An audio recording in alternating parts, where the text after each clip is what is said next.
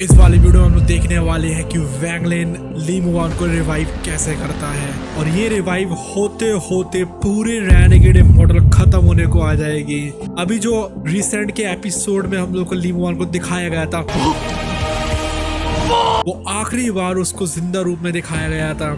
अभी उसकी जो सोल है वो है हेवन डिफाइंग बेड में और जो उसकी बॉडी रहती है उसको यहाँ पर वैंगलिन जैसे जैसे करके बना लेगा दोबारा से, लेकिन वो रिवाइव नहीं हो पाती है क्योंकि रिवाइव करने के लिए उसको बहुत कुछ चाहिए था और उसका जो सोल का एक पार्ट होता है वो यहाँ पर इमॉर्टल एस्ट्रल कॉन्टिनेंट में चला गया था, जो कि इस केव वर्ल्ड से जहाँ पर कि वैंगलिन है, जिस यूनिवर्स में वैंगलिन है उस यूनिवर्स से हम लोग को अलग जगह है। तो यहाँ पर हम लोग को ली मुआन तो बिल्कुल भी दिखाई नहीं देने वाली है और आज से आने वाले 6 या 7 सालों तक। और यहाँ पर वैंगलिन जो कुछ भी करेगा आने वाले 6-7 सालों में, जो भी एपिसोड में दिखाया जाएगा वो उसी के लिए होता है और पूरी रेनेगेड मॉडल की नोवेल खत्म होने पर ही जाकर वो उसको रिवाइव कर पाता है। और जिस टाइम पर वो दोनों फाइनली मिलते हैं उनका रियूनियन कुछ ऐसा होगा जो कि आज तक डोंगुआ में कभी भी किसी भी डोंगुआ में नहीं दिखाया गया है, क्योंकि वैंगलिन उसके लिए बहुत ज़्यादा सफ़र करता है, इतना ज़्यादा सफ़र करता है कि एक टाइम पर तो उसकी जो बोन्स रहती हैं उसका फ्लैश रहता है पूरा चार होके 12 बनने में लगा हुआ था। इतना दर्द उसने सहा था, इसकी कोई हद नहीं। तो देख लेते हैं हम लोग कि रेनेगेड मॉडल के एंड में अभी के टाइम से करीब 2500 साल बाद की बात होगी ये, और वैंगलिन यहाँ पर फाइनली उसको रिवाइव करता है। लेकिन वो करता कैसे और लोग इसमें क्या होता है, जो ऑलसीर की आवाज रहती है इमेमोरियल गॉड रियल में गूंज जाती है। अब ये बहुत आएगी स्टोरी है, इसलिए आपको आराम आराम से सबको समझाते हुए चलते हैं। जो ऑलसीर है वो यहाँ पर वैंगलिन का आने वाला मास्टर बनेगा और वैंगलिन उनका डिसाइपल रहेगा। लेकिन शुरुआत में यानी कि अभी के टाइम में इसको सिर्फ निर्वारा शैटरर पर दिखाया जाएगा, जो कि सेकंड स्टेप की लास्ट कल्टीवेशन लेवल होती है। लेकिन ये असल में बहुत ज़्यादा पावरफुल होता है, थर्ड स्टेप के भी पार का बंदा होता है, जिसको यहाँ पर लगता है कि वो वैंगलिन को बार मारता रहेगा और एक टाइम पर वो हो सकता है कि बहुत ज़्यादा पावरफुल बन जाएगा। मतलब यहाँ पर वो फोर्थ स्टेप पे भी शायद एंटर कर पाए। और ये जो इमेमोरियल गॉड रियल में वो जो जगह है वो असल में ये जो यूनिवर्स हम लोग को दिखाया जा रहा है वैंगलिन का, जो कि केव वर्ल्ड है, उससे अलग एक जगह है जो कि आती है इमॉर्टल एस्ट्रल कॉन्टिनेंट में। जो इमॉर्टल एस्ट्रल कॉन्टिनेंट है उन्होंने ही ये जो केव वर्ल्ड है यानी कि वैंगलिन का भी जो करंट वाले यूनिवर्स है उसको बनाया है। वहां पर वो जाने के बाद बहुत पावरफुल बन जाता है, half step fourth step cultivator. उस टाइम पे इमेमोरियल जो गॉड रियल का दरवाजा रहता है वो खुलता है और प्रेशर इतना ज्यादा होता है कि पूरे इमॉर्टल एस्ट्रल कॉन्टिनेंट में भी इतने पावरफुल लोग होने के बावजूद भी सिर्फ 2 बंदे ही उसके अंदर जा पाते हैं। ये असल में जो ऑलसीर रहता है इसने बहुत भयानक वाली प्लानिंग बनाकर रखी थी और इसकी प्लानिंग हजारों सालों तक चलती है और आखिर में खत्म होने के लिए आ जाती है इस मेमोरियल गॉड रियल में। लेकिन यहाँ पर कुछ अलग ही हो जाता है, जो ऑलसीर की आवाज रहती है पूरे उस मेमोरियल गॉड रियल में गूंज जाती है और जो 7 कलर का स्नोई माउंटेन होता है वो असल में वहाँ पे सेंटर में होता है। 7 कलर का जो स्नोई माउंटेन है वो काफी कुछ रिप्रेजेंट करता है, जिसके बारे में आप लोग हम किसी और वीडियो में बताएंगे। उसकी जो बड़ी सी बॉडी रहती है ऑलसीर की, जो कि ब्लैक फॉक्स से बनी हुई थी, वो वैंगलिन के पास में आ जाती है अनविलिंग ने, और वो बहुत ज्यादा मैड तरीके से आई थी। जो ऑलसीर रहता है उससे और इंतजार नहीं हो रहा था, उसने बहुत सालों तक इसका इंतजार करा था, काउंटलेस रीइंकार्नेशन तक वेट करा था और अब आखिर वो दिन आ गया था। लेकिन उसको ये बात नहीं पता थी कि यहाँ पर सारी चीजें इस तरीके की हो जाएंगी। जो वैंगलिन रहता है उसने यहाँ तक कि ऑलसीर को भी धोखा दिया था एक तरीके से। वैंगलिन को ज्यादा ही इंटेलिजेंट बंदा था, यहाँ तक कि जो ऑलसीर की हजारों सालों की प्लानिंग होती है उसको भी उसने तबाह कर दिया था। अब उसकी प्लानिंग थी क्या और उसको तबाह कैसे कर रहा था वो भी हम लोग थोड़ा सा जान लेते हैं। इसके ऊपर हम लोग किसी और वीडियो में अच्छे से बात करेंगे, लेकिन यहाँ पर थोड़ा बहुत हम बता देते हैं क्योंकि अभी का मेन फोकस है ली मुआन को रिवाइव करना। जो ऑलसीर रहता है उसको भी ये चीज नहीं पता थी कि यहाँ पर जो वैंगलिन का सपना है उसमें ये सारी चीजें नहीं हो रही है। लेकिन यहाँ पर जो स्लॉटरहाउस डाओ होती है वो यहाँ पर सब कुछ करने में लगी हुई है। स्लॉटर अवतार जो डाओ है वो भी यहाँ पर वैंगलिन का एक अवतार ही होगा। जो ऑलसीर का हार्ट है तो उसमें अलग ही फीलिंग आ रही थी, ये जो फीलिंग थी उसको पागल करे दे रही थी।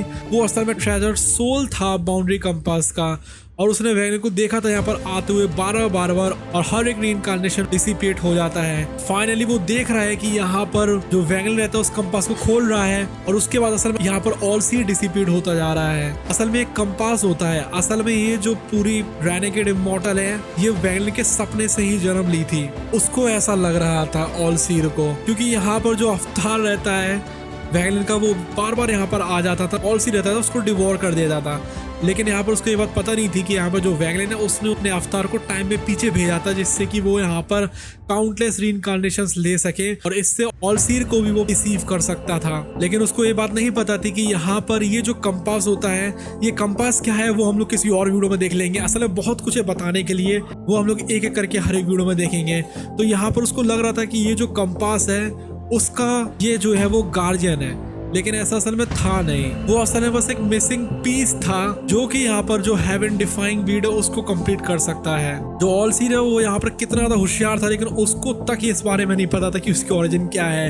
अपनी मेमोरीज में जिस टाइम में वो पहले पहले उठा था, वो ऑलरेडी ट्रेजर स्पिरिट था बाउंड्री कंपास का। उसको ये बात भी नहीं पता थी कि यहाँ पर बाउंड्री कंपास बनाया किसने है। उसके पास इस चीज की कोई भी मेमोरी नहीं थी और काफी लंबे टाइम तक वो कंफ्यूज रहा था। लेकिन फिर वो देखता है वैंगलिन को कि वो यहाँ पर उस कंपास को बोरो कर रहा है। उसने देखा था कि जो वैंगलिन है वो बार बार रीइंकार्नेशन में जाता है और वो तब तक इस रीइंकार्नेशन में जाता रहेगा जब तक ऑलसीर यहाँ से आज़ाद नहीं हो जाता है। जिस मोमेंट पर उसको ये चीज़ रियलाइज़ होती है, उसको यहाँ पर बहुत ज़्यादा जॉय आ जाती है। उसको लगता है इसी की मान के लो वो यहाँ पर फ्री होने वाला है, लेकिन वो इस कंपास के अंदर हमेशा हमेशा के लिए रहना नहीं चाह रहा था। इसलिए वो यहाँ पर वैंगलिन की बॉडी को लेना चाह रहा था। उसके हिसाब से जितनी भी लाइफ है इस इमॉर्टल एस्ट्रल कॉन्टिनेंट के ऊपर वो फेक है, यानी कि ये पूरा जो यूनिवर्स है, वो ये यूनिवर्स जिन्होंने बनाया है वो भी यहाँ पर फेक है। उसको लगता है कि सिर्फ जो वैंगलिन है वो रियल है। उसके हिसाब से अगर उसने एक बार वैंगलिन को कब्जा कर लिया तो उसके पास हेवन ट्रैम्पलिंग कल्टीवेशन होगी और वो ट्रू फ्रीडम को महसूस कर पाएगा और उसको यहाँ पर इस कंपास के अंदर ट्रेजर स्पिरिट की तरह नहीं रहना पड़ेगा। हालांकि उसको कुछ कुछ हद लगती थी ये बात कि वो सिर्फ इसके ट्रेजर स्पिरिट नहीं है बल्कि गार्जियन भी है इस कंपास का। लेकिन कुछ भी क्यों ना हो, उसने जो कुछ भी करा था फ्रीडम के लिए ही करा था। लेकिन कुछ भी क्यों ना हो, इस मोमेंट पर जितने भी उसके प्लान्स रहते हैं पूरे कोलैप्स होते जा रहे थे और यहाँ पर ऑलसीर पागलों की तरह चिल्लाने में लगा हुआ था। उसने कई काउंटरलेस रीइंकार्नेशंस लिए थे। एक एक रीइंकार्नेशन में हो सकता है कि वो हजारों सालों तक रहा हो जिंदा। वो कहता है कि मैं ऐसा नहीं होने दूंगा, वैंगलिन किसी भी हाल में नहीं होने दूंगा। जो ऑलसीर रहता है वो यहाँ पर बहुत पूरी तरीके से दुख भरी हुई आवाज़ में चिल्ला रहा था।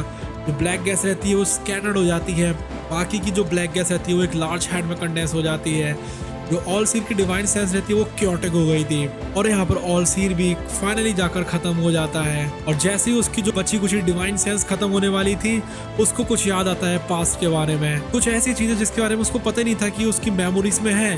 वो देखता है मॉर्निंग डाउ रियल्म को और कहता है ये तो मेरा होम टाउन है। जो ऑलसीर रहता है वो यहाँ पर फुसफुसाता है। इस टाइम पर उसकी डिवाइन सेंस डिसिपेट हो रही थी और वो कम्प्लीटली मर जाता है। वैंगलिन की आंखें ऊपर की तरफ उठती हैं, जो को सरप्राइज नहीं था।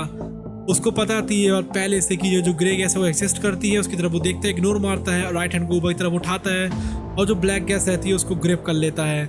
अभी जैसे ही वो उसको ग्रिप करता है, जो ब्लैक गैस रहती है एकदम से गैदर होती है और एक फिर साइज बॉल बना लेती है गैस की वैंगलिन की पाम में। जो बॉल रहती है गैस की वो ब्लैक नहीं थी लेकिन 9 कलर्स की थी। वो बहुत ज़्यादा सुंदर थी।